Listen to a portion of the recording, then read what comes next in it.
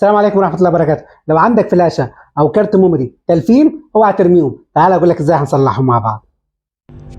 هنفتح قائمة ستار في الكمبيوتر وهنكتب CMD ونعمل Run as an Administrator.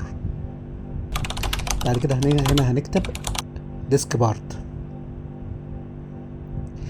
هندخل على ديسك بارت. بعد كده هنكتب ليست ديسك، كده هيجيب لنا كل البارتيشن الموجودة عندنا. هنعرف الفلاشة بتاعتنا من المساحة، يعني الفلاشة بتاعتها مساحة 4 جيجا. هنا هنكتب سيلكت ديسك واكس، هنا نكتب اللي هو الرقم اسم الفلاشة. فهنا فلاشة واحد هنبقى ايه سيلكت ديسك واحد. تمام كده. اهم حاجة نتأكد من الموضوع ده يا جماعة، تمام، عشان ما نغلطش وندخل في حاجة تانية. بعد كده هنكتب هنا اتريبيوت ديسك كلير ريد اونلي.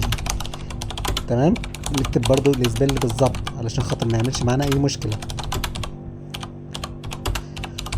وندوس انتر. كده خلاص الحمد لله الفلاشة اتحلت المشكلة بتاعتها وجالي سكسسفولي. ولو وصلت معانا لغاية هنا متنساش تسيب لنا كومنت حلو ولايك واشتراك وشير عشان لسه في كتير. دمتم في امان الله.